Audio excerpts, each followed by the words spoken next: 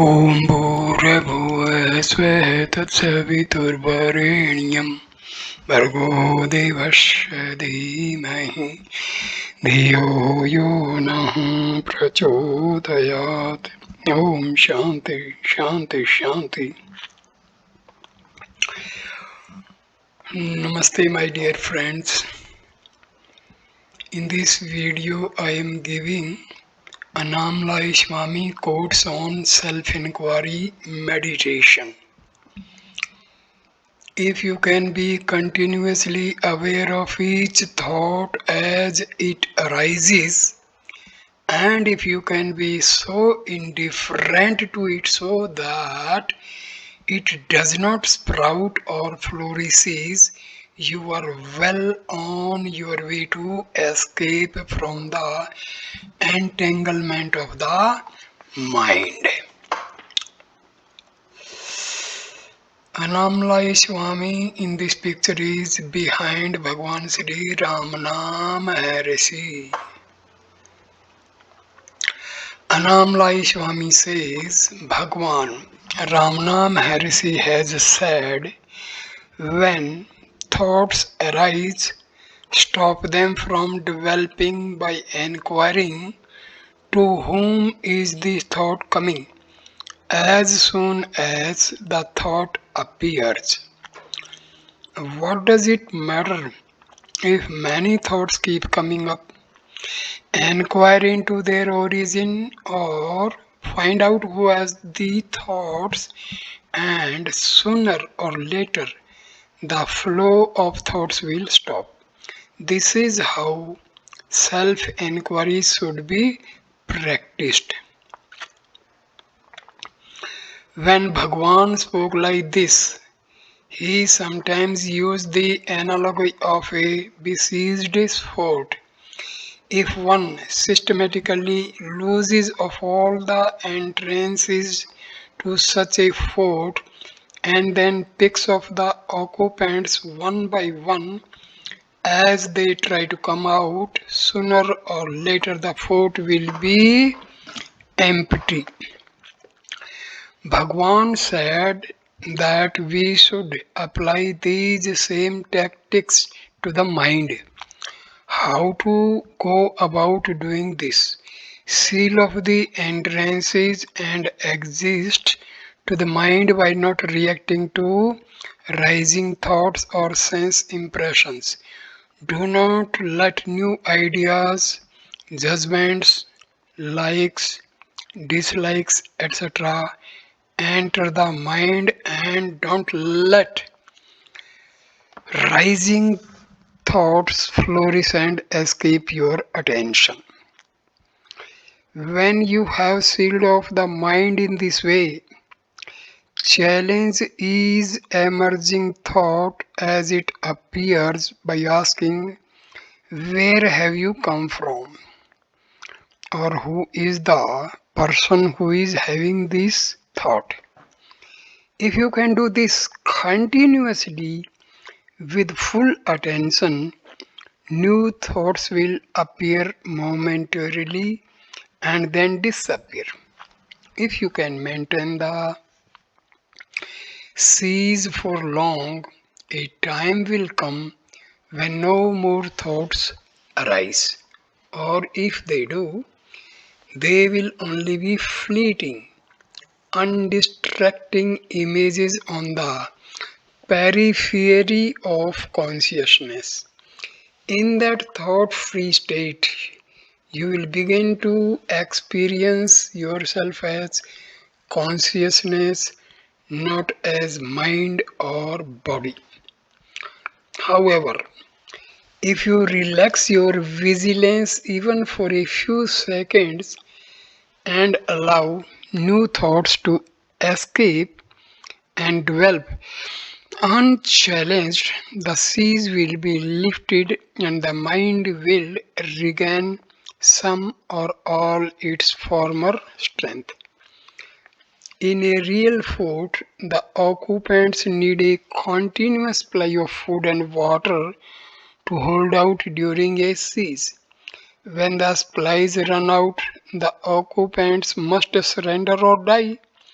In the fort of the mind, the occupants, which are thoughts, need a thinker to pay attention to them and indulge in them. If the thinker withhold his attention from rising thoughts or challenges them before they have a chance to develop, the thoughts will all die of starvation. You challenge them by repeatedly asking yourself, who am I? Who is the person who is having these thoughts? If the challenge is to be effective, you must make it before the rising thoughts has had a chance to develop into a stream of thoughts. Mind is only a collection of thoughts and the thinker who thinks them. The thinker is the I thought, the primal thought, which rises from the self before all others, which identifies with all other thoughts and says, I am this body. When you have eradicated all thoughts except for the thinker himself by ceaseless inquiry or by refusing to give them any attention, the I thought sinks into the heart and surrenders, leaving behind it only an awareness of consciousness. This surrender will only take place when the I thought has ceased to identify with rising thoughts. While there are still stray thoughts which attract or evade your attention, the I thought will always be directing its attention outwards rather than inwards. The purpose of self-inquiry is to make the I thought move inwards towards the self. This will happen automatically as soon as you cease to be interested in any of your rising thoughts.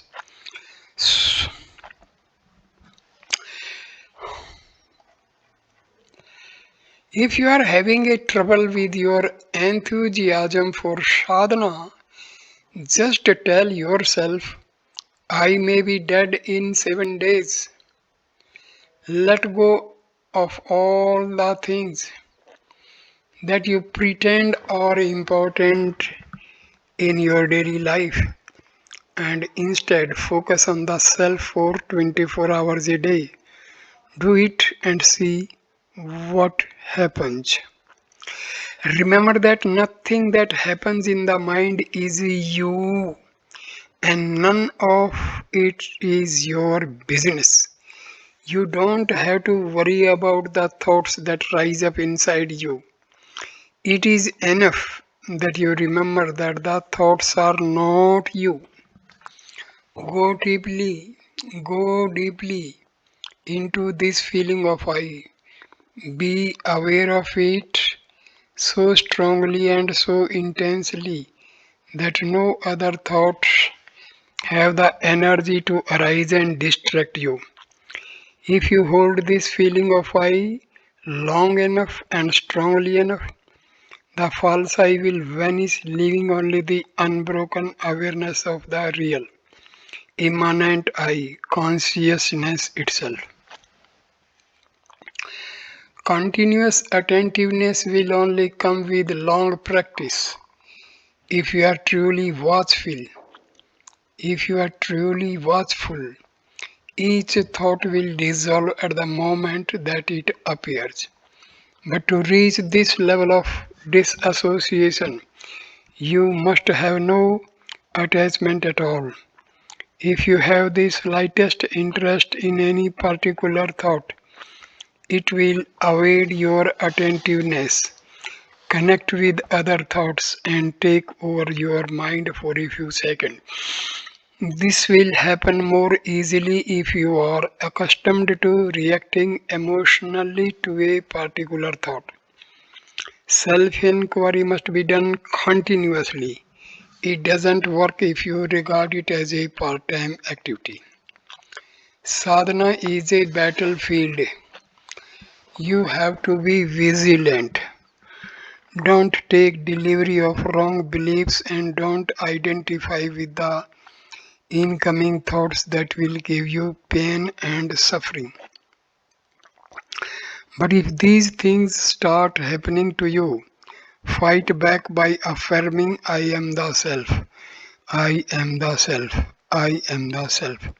These affirmations will lessen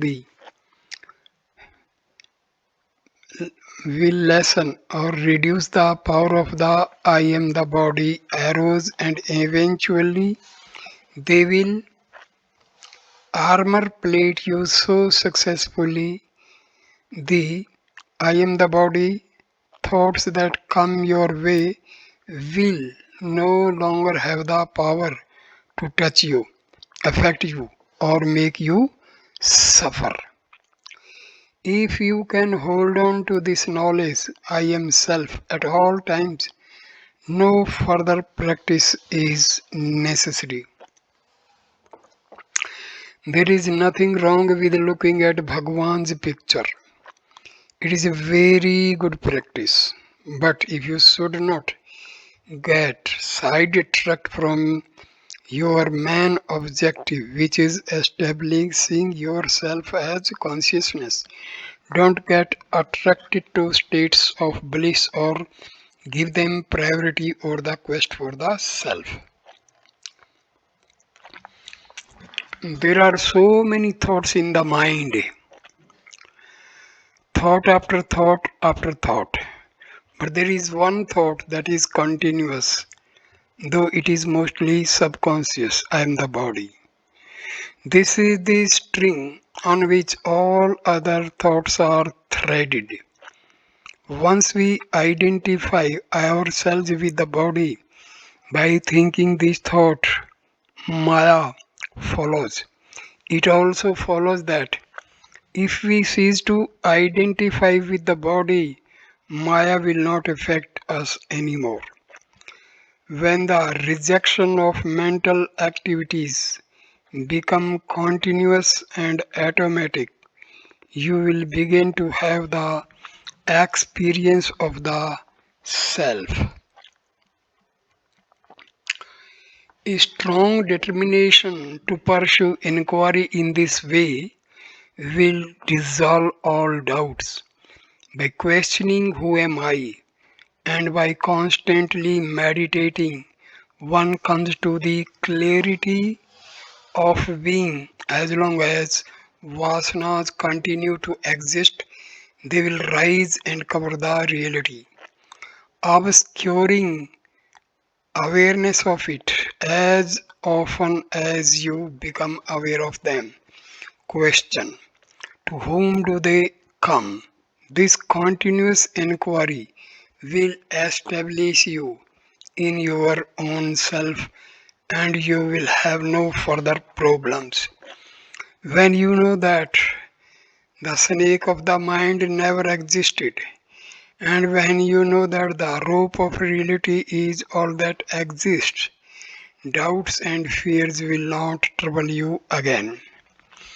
Meditation must be continuous.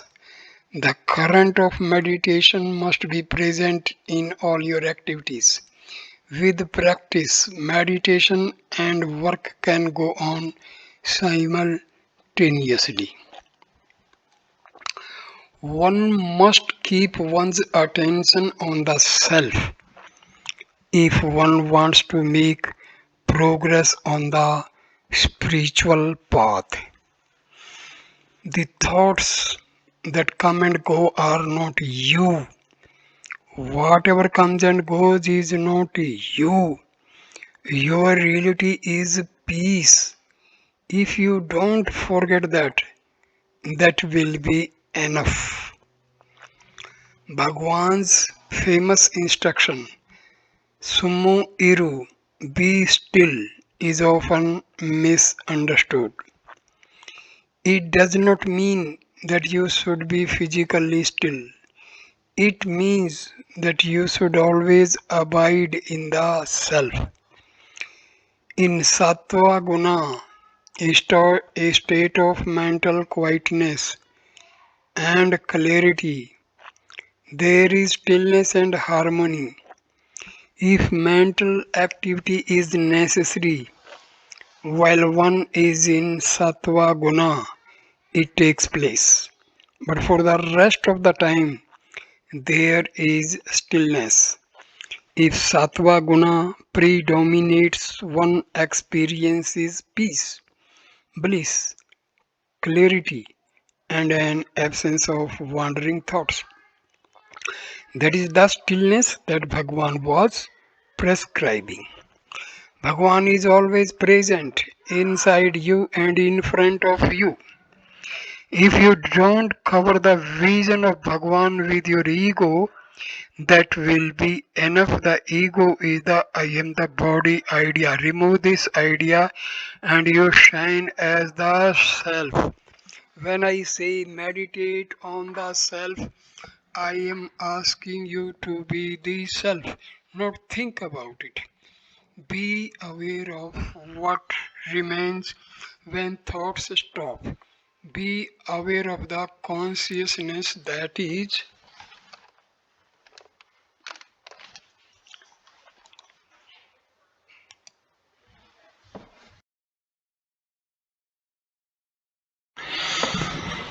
Be aware of the consciousness that is the origin of all your thoughts. Be that consciousness.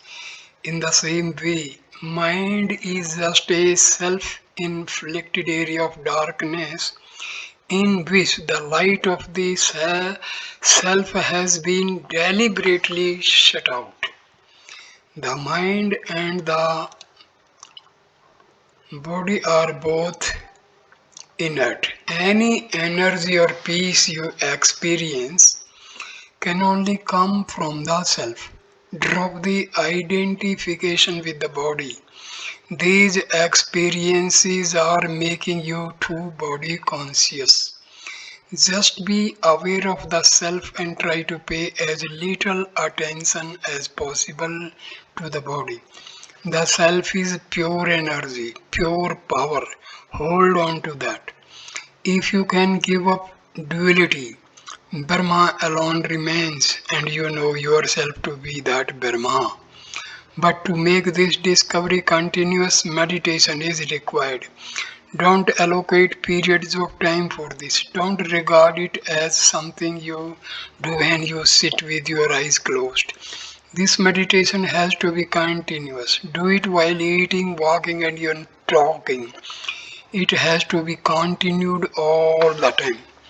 Remember that nothing that happens in the mind is you, and none of it is your business. You don't have to worry about the thoughts that rise up inside you. It is enough that you remember that the thoughts are not you.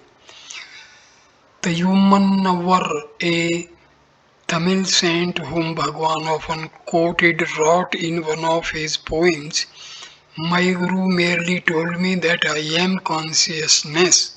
Having heard this, I held on to consciousness.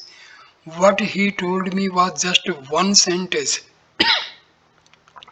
but I cannot describe the bliss I attained from holding on to that one simple sentence. Through that one sentence, I attained a peace and a happiness that can never be explained in words. In every moment, you only have one real choice, to be aware of the self or to identify with the body and the mind. You have to keep up the inquiry, to whom is this happening, all the time. If you are having trouble, remind yourself this is just happening on the surface of my mind. I am not this mind or the wandering thoughts. Then go back into inquiry. Who am I? By doing this, you will penetrate deeper and deeper and become detached from the mind. This will only come about after you have made an intense effort. Your ultimate need is to get established in the changeless peace of the self. For this, you have to give up all thoughts.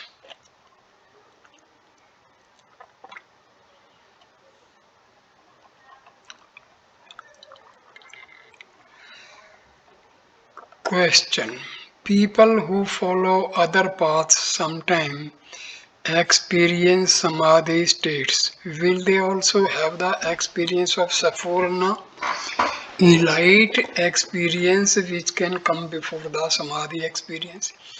Annamalai Swami replies, if one unceasingly follows the path of japa or yoga, the mind will merge eventually in the Safurna. At the time of merging, the experience will come. This Safurna is the light or the radiance of the I am. When you are close to merging with the real I, you feel its emanations. The real I is the real name and form of God. The first and most accurate name of God is I. The awareness I am is the original and primordial mantra. Question. So the I mantra is even prior to Parnava, the sound of Om. Annamalai Swami. Yes, that is what Bhagwan said on several occasions. This consciousness, the I am, is existing and shining always, but your awareness of it is obstructed by the ego in just the same way that the shadow of the earth hides the moon during an eclipse. The shadow over the moon is only visible because of the moonlight behind it. Without this light, the shadow of the eclipse could not be seen. Like this, we are conscious of the body, the mind, and the world even when they obstruct our clear vision only because of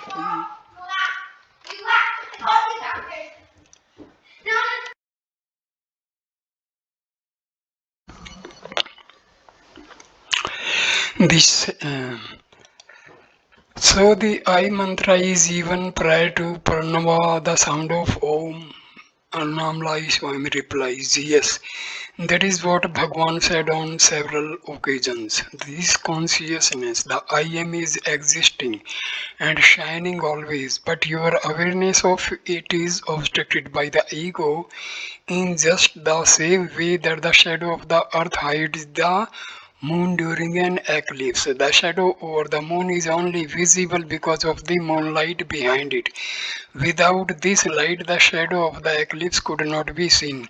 Like this, we are conscious of the body, the mind, and the world even when they obstruct our clear vision only because of the light of the self. By the light of the self, all this is seen. Question. How did the single unbroken I become the many different things and people that we see in the world? Annamalai Swami replies, It did. It did not. It always remains single and unbroken. Your defective vision and your misperceptions give the impression that the one became the many. The self has never undergone any change or transformation except in your imagination. When we identify ourselves with the body, the mind, the one appears to become many. When one's energy is diverted from the mind and the outside world toward the self, the illusion of multiplicity fades away. Go deeply into this feeling of I, be aware of it so strongly and so intensely that no other thoughts have the energy to arise and distract you. If you hold this feeling of I long enough and strongly enough, the false I will vanish.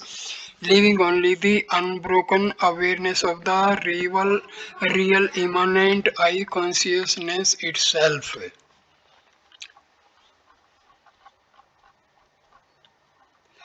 Bhagwan once said to me, the one who limits the self by believing himself to be the body and the mind has killed his own self. For killing the self, he has to be punished. The punishment is birth and death and continuous misery. Question: the ending of misery determined by prarabdha karma, or can we bring it nearer by personal effort? Annamalai Swami says the misery comes to an end only by realizing the self, not by any other means. Question: can this happen at any time? Annamalai Swami: here and now you are already the self. You don't need time to realize it. All you need is correct understanding. Each moment you identify yourself with the body and the mind, you are going to the in the direction of ego and misery. The moment you give up that identification, you are moving towards your real self, towards happiness. Question: if I try to generate this feeling I am the self, it will not be the real thing. It will be just another idea in the mind. Can thinking about the idea really help me? Annamalai Swami: when I say meditate on the self, I am asking you to be the self, not think about it. Be aware of what remains when thoughts stop. Be aware of the consciousness that is the origin of all of your thoughts. Be that consciousness. Feel that this is what you really are. If you do this, you are meditating on the self. But if you cannot stabilize in that consciousness because your vasanas are too strong and too active, it is beneficial to hold on to the thought I am the self, I am everything. If you meditate in this way, you will not be cooperating with the vasanas that are blocking your self awareness. If you don't cooperate with them, sooner or later they are bound to leave you. If this method doesn't appeal to you, then just watch the mind with full attention. Whenever the mind wanders, become aware of it. See how thoughts connect with each other and watch how this ghost called mind catches hold of all your thoughts, saying, this is my thought. Watch the ways of the mind without identifying with them in any way. If you give your mind your full detached attention, you begin to understand the futility of the mental activity. Was the mind wandering here and there, seeking out useless and unnecessary things or ideas which will ultimately only create misery for itself? Watching the mind gives us a knowledge of its inner processes. It gives us an incentive to stay detached from all our thoughts. Ultimately, if we try hard enough, it gives us the ability to remain as consciousness unaffected by transient thoughts. So here I end this video. Thanks.